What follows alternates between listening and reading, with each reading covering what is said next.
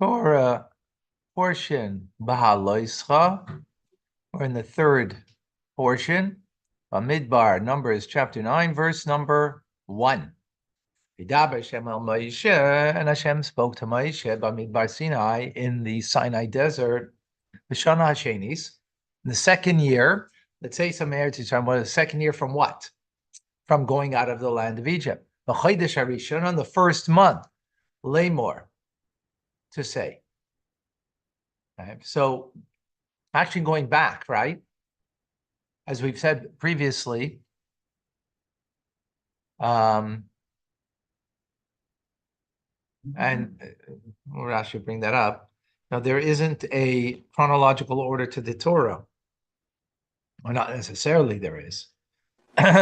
We see that over here because this is now the first month, which is Nisan, and the count that we had already previously is on the second month of Iyar. Okay, so Rashi in verse number 1, on the first month, Parsha Bereish HaSefer, the beginning, the passage at the beginning of this book, right? This is the third Torah portion. So in the first one, Bamidbar, Nemra was on Zerad Iyar, was until the second month of Iyar. The Maratah, this teaches you, that there's no sequence of earlier or later in the Torah. The events in the Torah are not presented in chronological sequence. So why did the Torah not begin with this passage? I mean, like, in other words, okay, we get it, but there's got to be a reason for it. What's the reason? Because this passage is a discredit to the Jewish people. Why? For the 40 years that the Jewish people were in the desert, the entire time of that 40 years, they only sacrificed this Pesach offering only but one time. 40 years? In the 40 years. Okay, let's see on the Rebbe on this, and interesting, right? So therefore, the Torah doesn't begin with this, what we're going to go into now, because that means the fourth book would have started with something that is a discredit, is a gnus, a disgrace for the Jewish people. So it doesn't want to begin with something disgraceful. So count starts with the count. Okay, so continuing, verse number 2. The Yasu, and they did, Bnei Israel, the children of Israel, so Pesach b'Moed, the Passover offering in its appointed time. Rashi b'Moed, the Shabbos. What does it mean in its appointed time? Of course, you did it when you're supposed to do it. Well, what is the point in saying in its appointed time? After Shabbos means to include Shabbos, that if Pesach were to fall out on Shabbos, you would also do this particular sacrifice. And also it means even if you were impure, meaning the majority of the Jewish people are impure, because if an individual is impure, then he has to do it in the second month, right? That's called Pesach Sheni, which we will have later on. Right? The majority are impure? Majority of the Jewish people are impure. And not individually, as we will see. Barbo Asr, in the 14th Yom day, B'chodesh of the month, Hazeh, this month, which month? Yeah. Nisan, first month. Well, no, but that's what we just started, what we started with, right? We said that. Very first verse. Bein Arbayim, in the afternoon. Tasu oitza, you shall do it. B'mayada, in its appointed time. Kechol chukaisav, according to its statutes. B'chol mishpatim, and according to its ordinances. Tasu oitza, you shall do it. Let's see Rashi. Kol chukaisav. What does it mean? All of its ordinances. Rashi in verse number 3. These means commandments that apply to the body, the offering's body, that it must be setamim, zocher ben shona, it has to be a perfect lamb, a male within the first year, right? In other words, it has to be specifically this, the body of the animal, and not something else, which is a decree of the verse of the Torah. And according to its laws, these are the commandments that are on its body that have to do with the offering itself.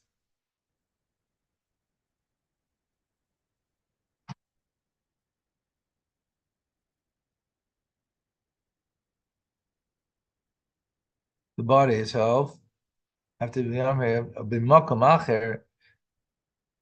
and from another place, Kigoin, Shivas Yamim Lamatzah, 7 days of eating matzah, or Levir Chametz, and the elimination of chametz, of leavened bread.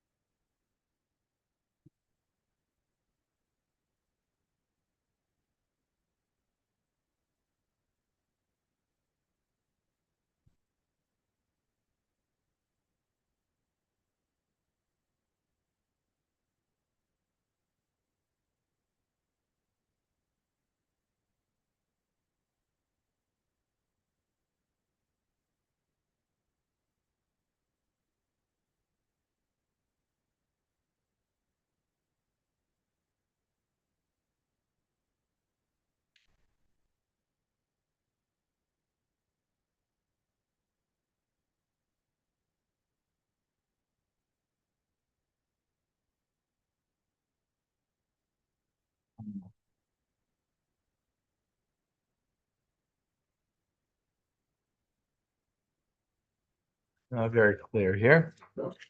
It's not very clear because, in other words, these mitzvahs are commands that are beyond the actual sacrifice.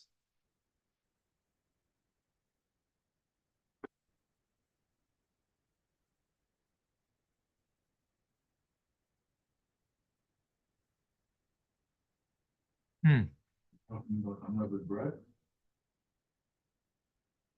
Yeah.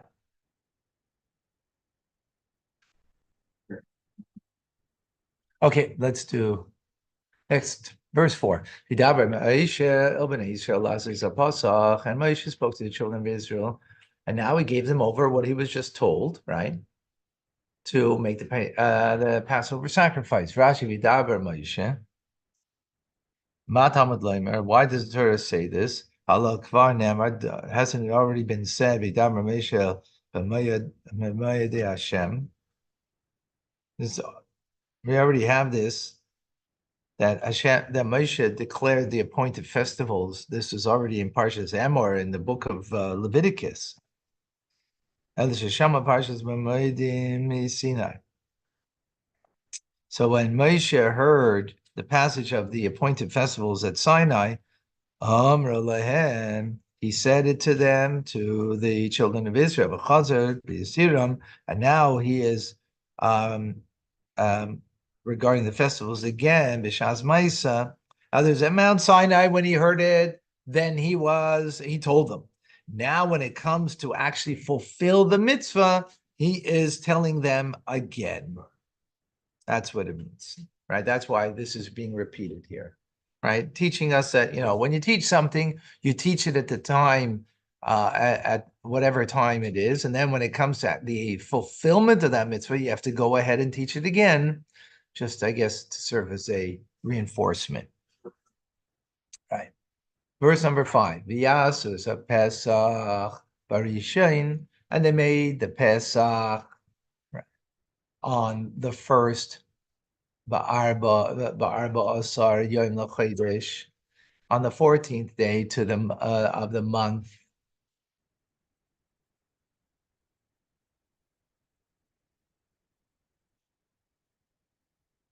The first month, 14th day, Ben Arbaim, in the afternoon, but Midbar Sinai, in the Sinai desert, Kechol Asher Tziva, in accordance to everything that was commanded Hashem as Moshe, that Hashem commanded Moshe, Kenasu b'nei Israel, so did the children of Israel.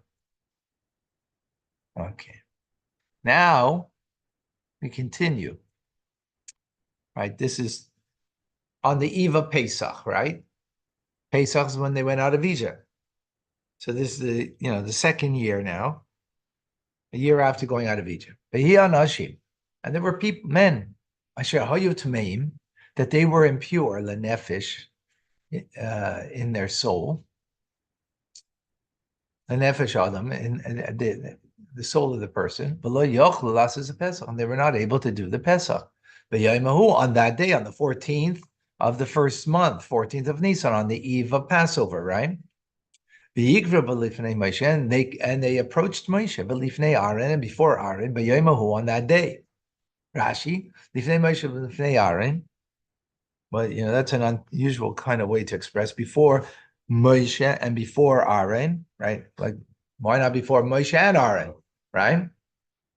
Kishneim yeshim, base midges, when both of them were sitting in the house of study, Bo would show them. They came and asked them. And it's not possible to say that they asked Moshe and Aaron one after the other. Because if Moshe did not know what to answer them, where would Aaron be able to answer them? Right? The only thing Aaron ever knew was what Moshe taught him. Right? So what does it mean before Moshe, before Aaron? So Rashi saying, no, they were both sitting in this house of study together.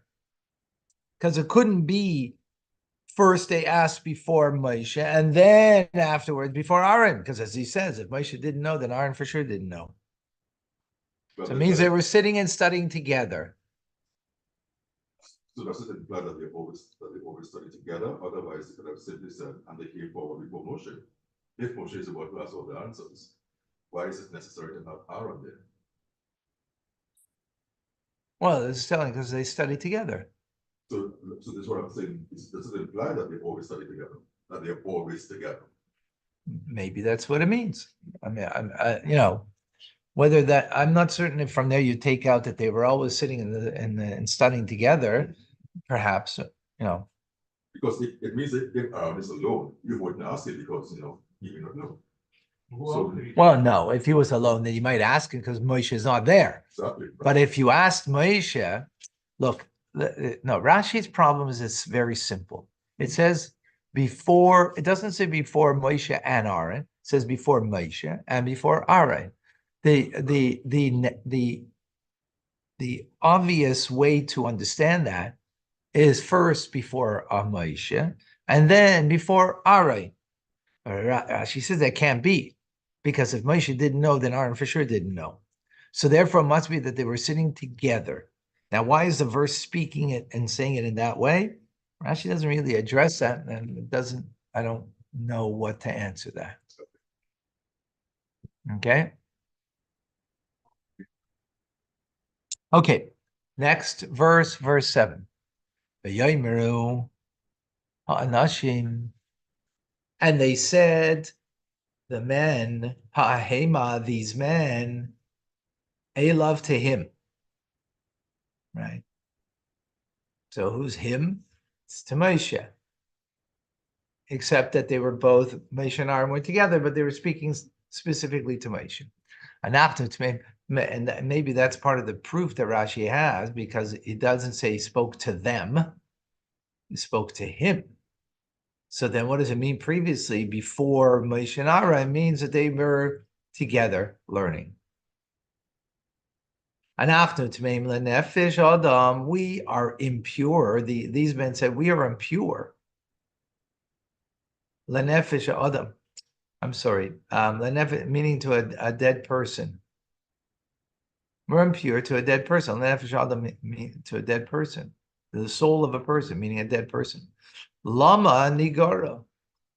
Famous words. Why should we lose out? Why should we be excluded? Levilti hakriv, to not be able to bring the offering as korban Hashem, the God's offering, the Moedah in its appointed time to say Bnei Israel amongst the children of Israel. In other words, we're not pure, so we already know that law that if you're not pure, you can't go bring, right? That's part of the Levites' duties, that they are encircling the tabernacle, the sanctuary, in order to make certain that the Israelites don't come and bring offerings when they're impure. Right? Exactly. So, but they still have a complaint. In other words, we still want to bring the offering, so why should we lose out? Because it's only this one day that you can bring it. So they say, Lama Nigara, why should we be left out? Amar Lahem, Moshe said to them, Ein Kachim Karevim Betumah, sacrifice may not be offered in a state of impurity. Amar Loi. So they said to him, Yizarek Adam Aleinu, let the blood of the offerings be thrown upon the altar for us, by Kohanim that are pure. And the meat will be eaten by those who are pure. So Amar Lahem, so Moshe said to them, the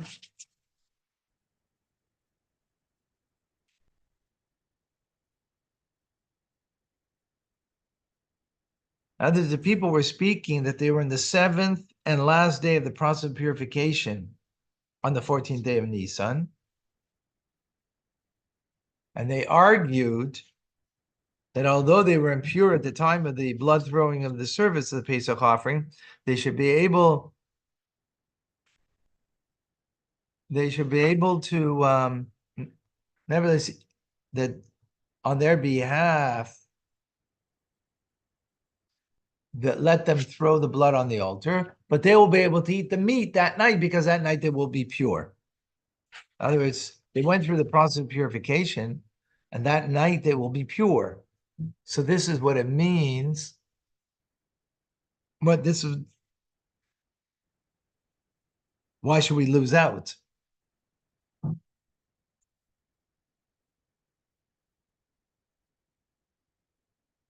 So Amar Lem, so Moshe said to them, Im devesh malem, stand here, and I will hear from God the response to your request.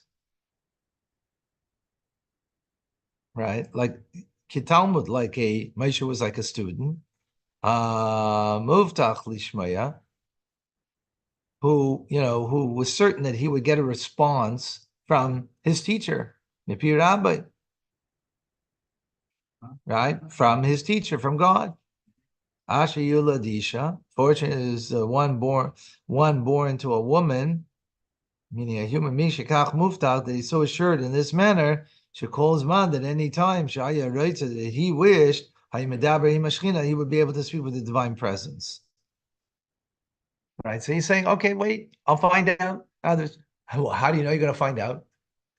Maybe God's not going to tell you. He was so certain that God would tell him. That's what Rashi's saying, right? This passage was fitting to be said al Yedei Moshe, by means of Moshe alone.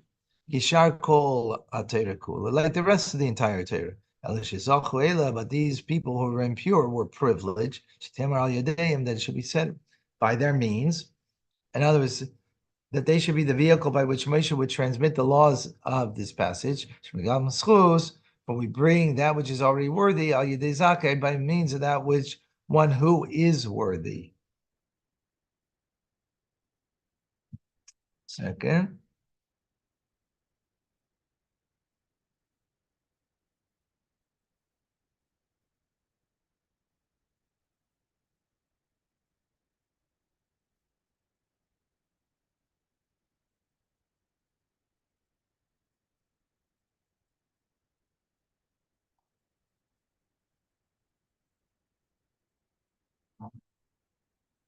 Second.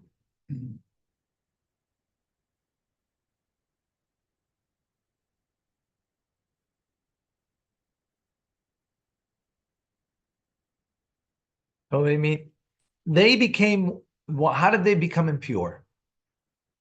Because they buried the dead, Yeah, people died. right? And they buried, so they were doing a mitzvah, right? So that's a merit. That's a merit, right? One sec. That's a merit. So because of their merits, that they did that, they then were merited that instead of just Moshe coming and giving the law direct from God without their request, the Torah tells it with their request, because they have the merit to add something in the Torah of their question, that their question is part of the Torah. They merit that. Why? Because they sacrificed themselves to bury the dead, which made them impure, necessitating to be purified in order to bring the sacrifice. So because of their Mesiras Nefesh, their self-sacrifice, they merit that this should be said through them and not through Moshe alone. Because the rest of the Torah, or for the most part, Torah is a teachings of God to Moshe, Moshe to the people, right? But here, there was a conduit through the people who were impure. But this seems very similar to the section where the person who had 5 daughters, and they also asked the question. Yes. Who left the land. Similar, yeah. That's also Rashi has to explain there why that is, right? It's also unusual, all right? And we'll get there soon. I mean soon, in a few weeks. Moshe said to them, Imdu, stand, wait, ve'eshma, and I will hear ma yitzava Hashem lachem, what Hashem is going to command you to do. Yidaber Hashem al Moshe lemar, and Hashem spoke to Moshe saying, Daber b'nei Israel lemar, speak to the children of Israel and say, Ish, a man, meaning every man. He tamei lenefesh, when he will be impure to a corpse, come in contact with death, or not just coming corpse, but might be distant. Lachem, for you may be distant. Or or for future generations. Also Pesach Hashem, and he shall make the Pesach sacrifice for Hashem. Right? How? We'll see in the next verse. Right? But he's saying, okay, I hear your request. You have a desire to do this mitzvah. You're impure now, right? Because you took care of bodies that need to be buried. So, okay, this is what I have to tell you. Rashi says, or in a distant, right? They were impure. They didn't speak about distance because there wasn't an issue of distance, right? There's a dot on the hay of Rachaika, distant. That's to tell you, not that the road is actually distant. It's not that you're so distant, but you're outside the threshold of the courtyard to the base of Migdash, Kol Zman, Shchita, in the entire period of the slaughtering. In other words, if you are, let's say, you're there by the door to the Holy Temple, but you didn't cross the threshold, right? Yeah. And now they slaughtered the Passover lamb. You didn't cross the threshold until after that. That's called distant. It's not really distant because you're really close. That's why the dot on top of the hay of Rachaika, distant, is to hint to us or to imply that doesn't mean true distance. It just means that you have not come to the threshold, passed over the threshold of the gate to enter into the sanctuary, the courtyard rather, not the sanctuary, but the courtyard. That's not the point. The point is the Torah is giving us the parameter of the law, right? Yeah. Why is a crooked letter? Right? To ask a question, why would someone not just go in, is a crooked question, because that's not what Torah's come to teach us, right? Yeah. It's coming to teach us, well, what happens if someone didn't make it in? But where's the parameter of that? What does it mean you're distant? Does it mean you're up in Tzfas, up north in northern Israel? Does it mean you are outside of the walled city of Jerusalem? Does it mean you are, 100 meters away, 100 miles away? Like, what does a distant mean? So this is what the parameter is. You didn't cross over the threshold to go into the courtyard. That's called distant. Okay. Pesach Sheni.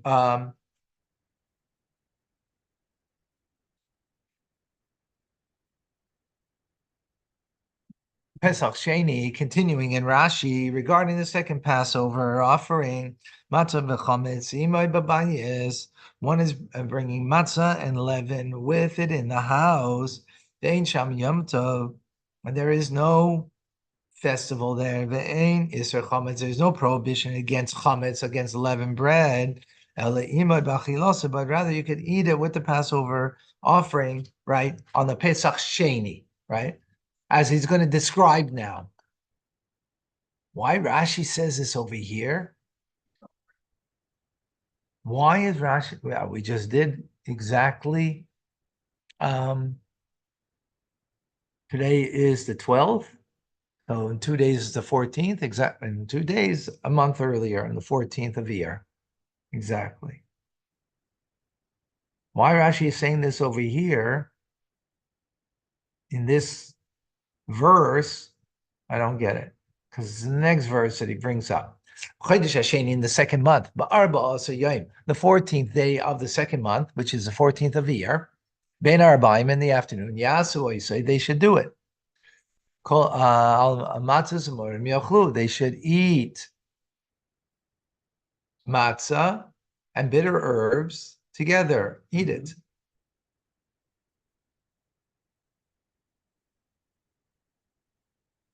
Lo yashir menu ad baker. You should not leave anything from the offering until the morning.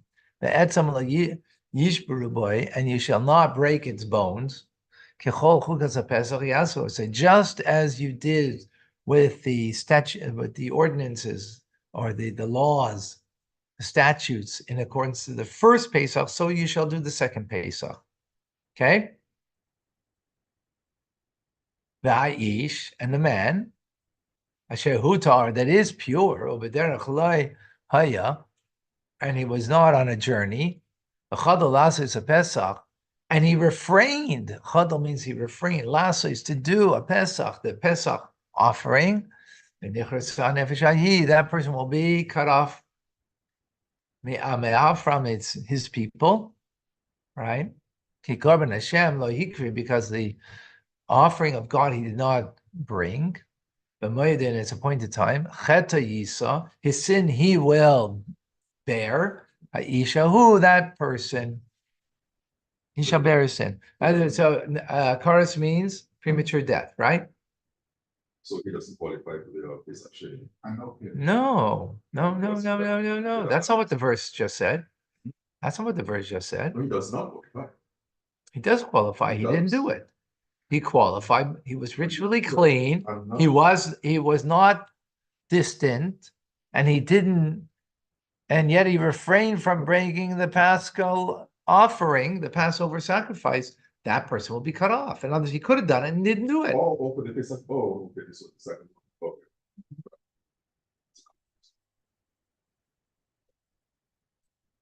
Okay. Okay. Now you had 2 chances and you didn't do it. Yeah. So you're going to be cut off. Yeah. The first one, you were impure, right? Yeah. So you had your You can do it. no, first one, you're impure. You can't do it. Where does it say that? Well, why don't you be careful in what you read? Because how could you see that? Where do you see those words?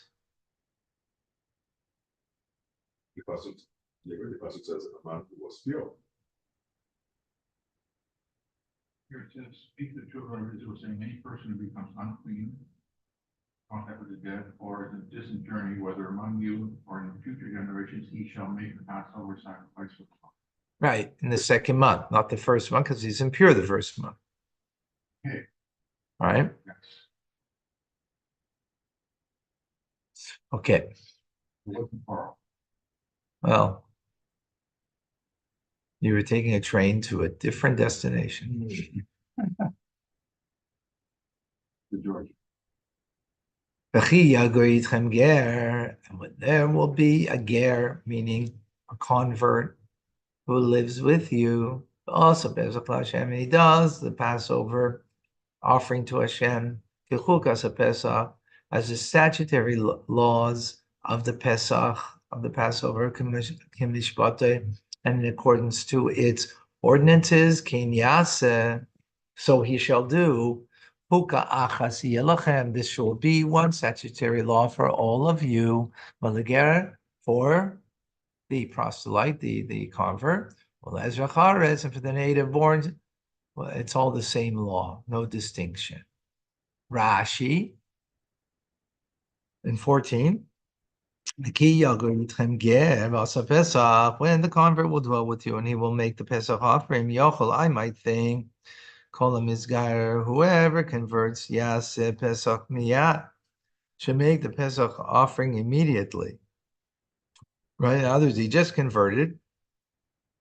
He should do it right away.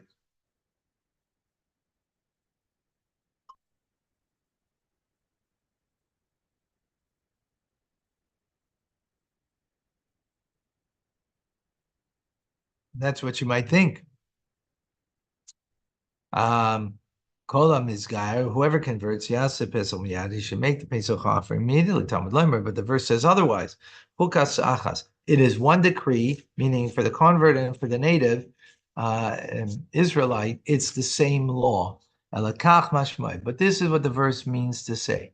When a convert will dwell amongst you, and the time will come,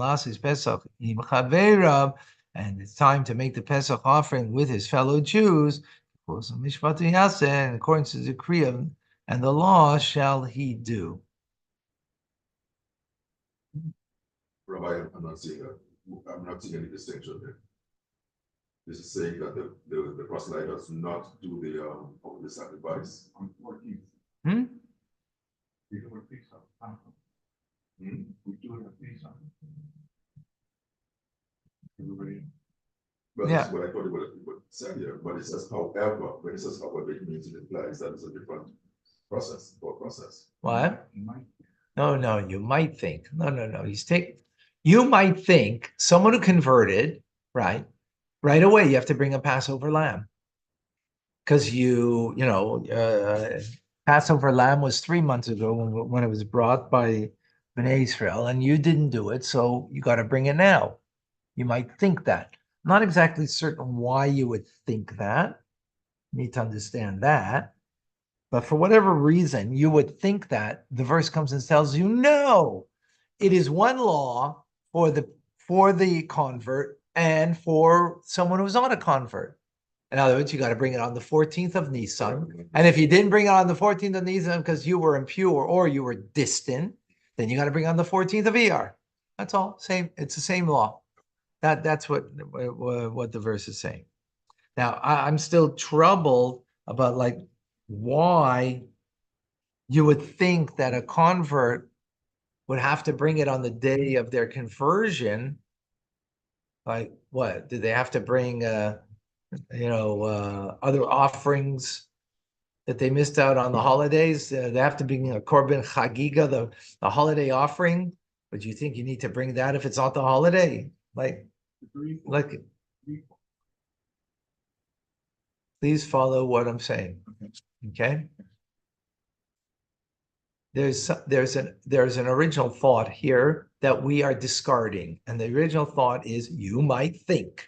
That's called an original thought, right? That is not what the final thought is, right? My question is, why would you have that original thought? Why would you think that the convert, when he converts, that he should bring immediately a Paschal lamb offering? Where would that come from? Well, he has to bring holiday offerings too because he just missed a holiday and he just converted today and he missed Shavuos, so he has to bring for Shavuos today. Why would you think? I mean, actually today you would because today's the 12th and it's a finishing, it's a completion of it. So maybe you would think it, but whatever. But tomorrow you wouldn't bring it. Why didn't we say Tachanun until today? Because you have for whatever you lacked in bringing the offerings on Shavuos, right? The personal offerings, you can bring them till today, right? It's called Yimei Tashlumim, the days of completion, to complete that which you were lacking, right? But the convert, if he converted today, well, he wasn't obligated to bring something on Shavuos, a holiday offering. He wasn't a Jew, so he wasn't obligated. So why would you think that if he converted, that he would have to bring a Paschal Lamb offering? Like that we have to negate that. That's my question. Yes, That we have to negate, the Torah has to come specifically to negate that original thought that you may have. So in other words, it's not retroactive. It's based on. It's not, right? But why would you think it should be even? That the Torah has to come and tell us otherwise? That's my question. Right? Why would you want to? When you say, but wait a minute, it's like- Huh? Question, why would you want to? Right. So go home and I'll Google it. Well, let's see if the Rebbe has something here. Let's see.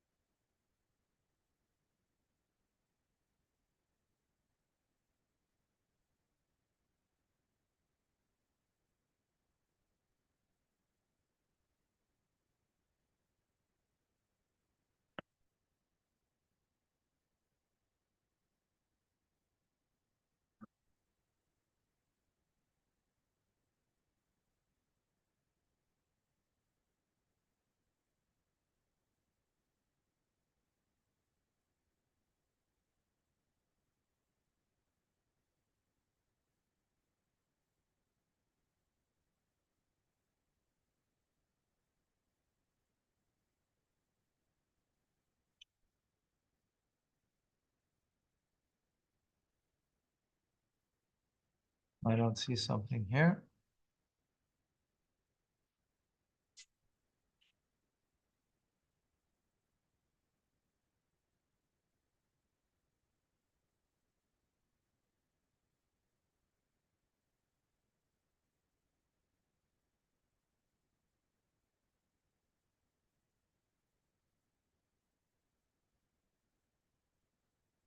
So the Rebbe, verse number 10, go to verse number 10, it says, B'derech rechaika. Derech means on the path that's distant. So the Rebbe asks, why does the verse say the path that's distant rather than a place that's distant? Right.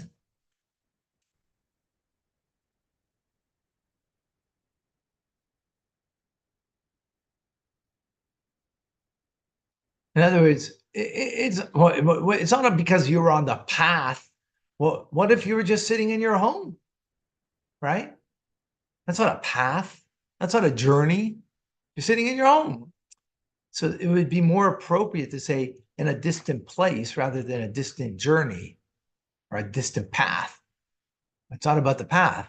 It's about the place where you are. So why would it use such a term?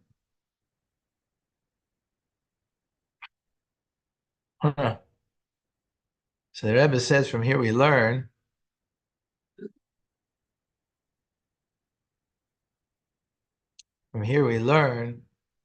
that the true place and the nature of the Jew is to be in the holy temple. And when you find yourself in another place, you're only on the journey to come there. And it's what it's hinting to. It's not a simple meaning over here. Not that you're your place is distant.